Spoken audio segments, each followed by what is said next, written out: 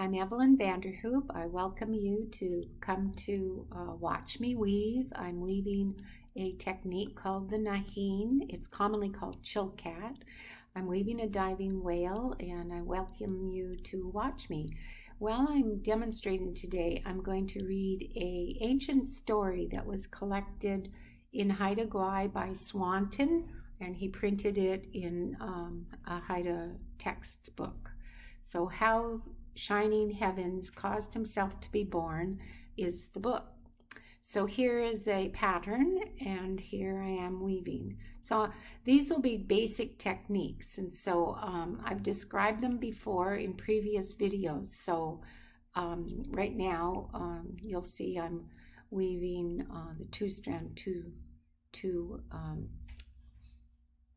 two warps. I'm enclosing two warps, and I'm weaving from the right to the left, and you'll see how I handle those yarns.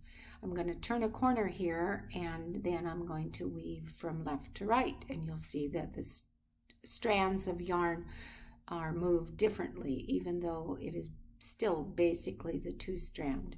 So right now I'm weaving a Z, and I'm turning the corner, and now I'm weaving from left to right. So and then later on I'm going to be demonstrating a 3-strand technique.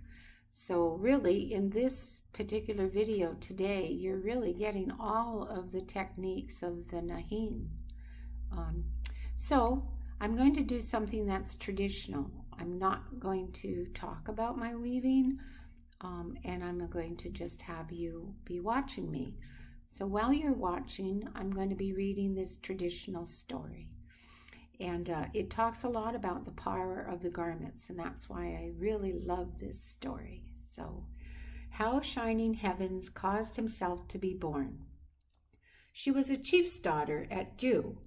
Her father had a slave he owned, and he had her watched constantly. Then she said to the slave, "Tell so-and-so that I say that I'm in love with him." And next day, when she went out to talk to the slave, he said that he had told the boy, the nephew, but the nephew was afraid of the father. But he had not told that. He had not even talked to the nephew. So he was lying to the chief's daughter. So she told him to tell another nephew, but still the slave lied and did not tell him.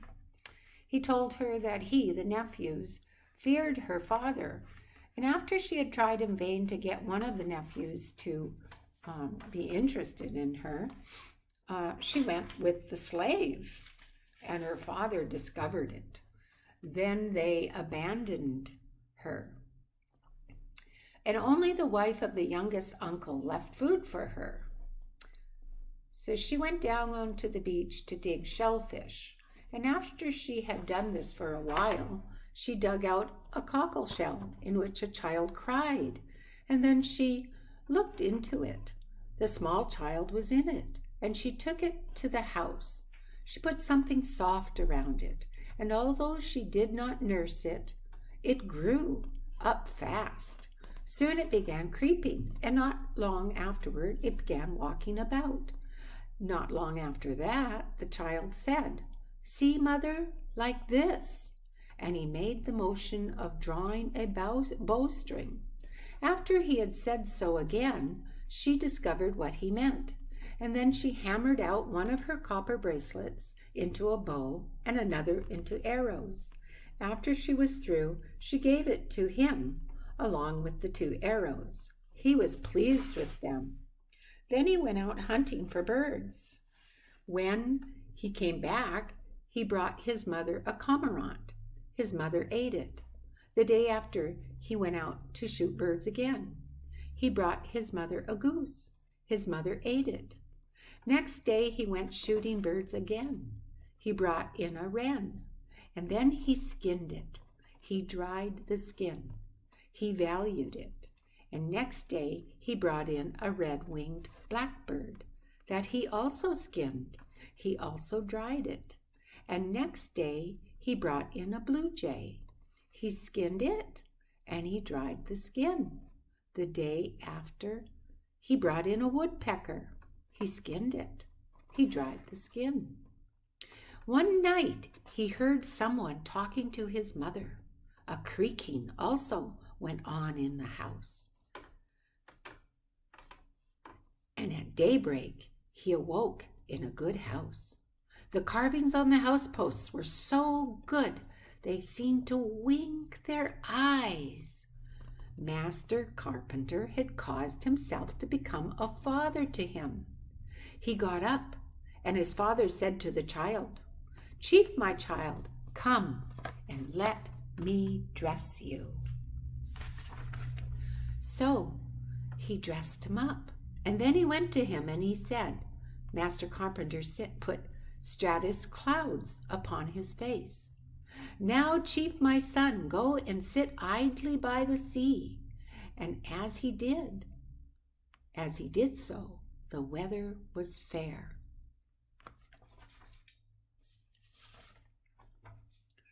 So afterwards, the boy and Master Carpenter went fishing for halibut, and they had very many adventures. So I'm skipping ahead to where they return. He brought the halibut to his wife, and his wife dried them.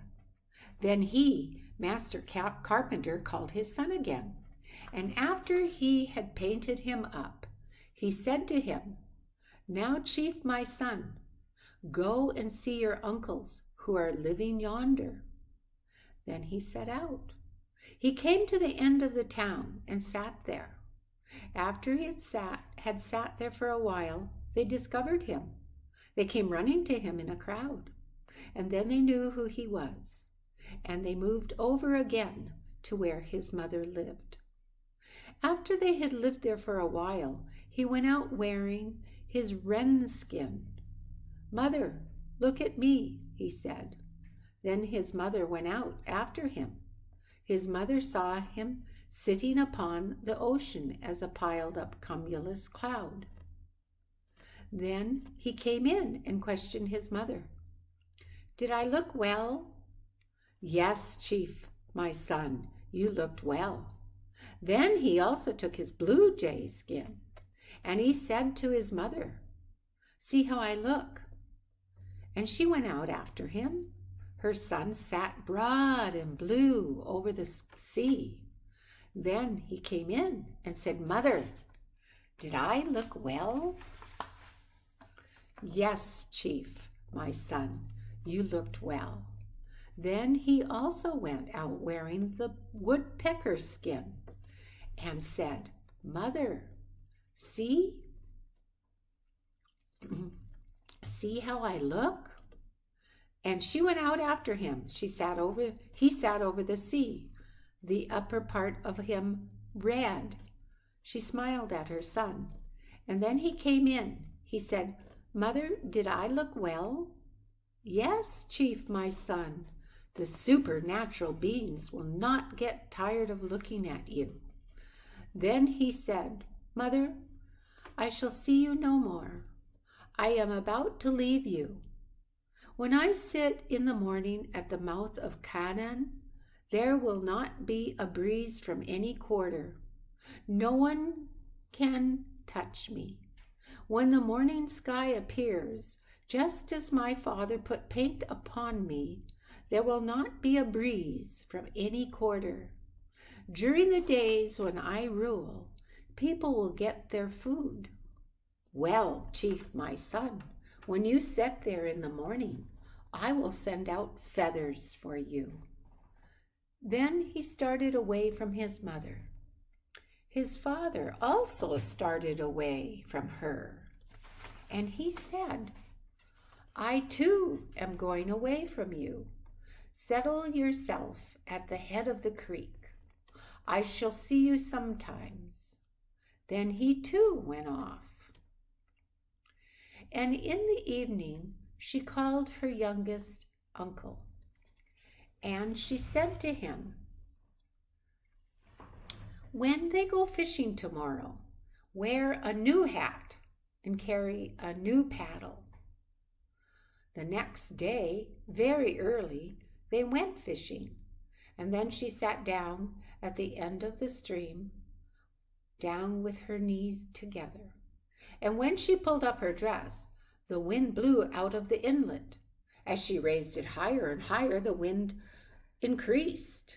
And when she had it even with her knees, the wind blew out strongly, and she stretched her arm out to the thread of life of him who wore the hat and saved him, because his wife had left something for her. She was fine weather woman, they say. Then she took her mats and property and started inland, in the bed of the creek. And there she settled herself. There she had her station forever. When her sun is seated above the ocean in the morning, she lets fine particles of snow fall for him. Those are the feathers. The end.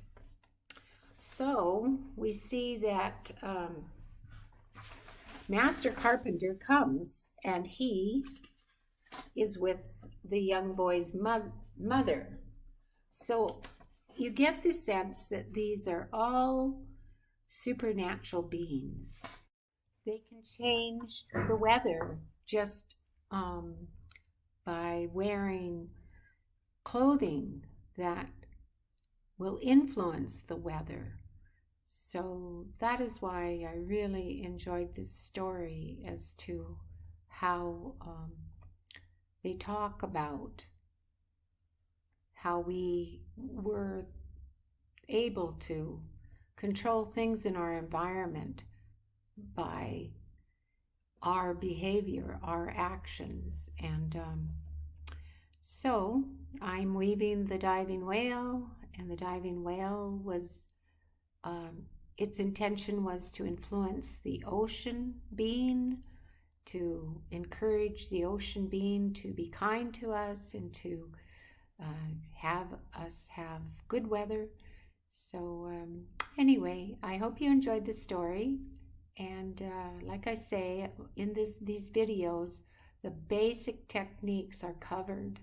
The 3-strand, the 2-strand, the vertical braiding actions, as well as the horizontal braiding actions.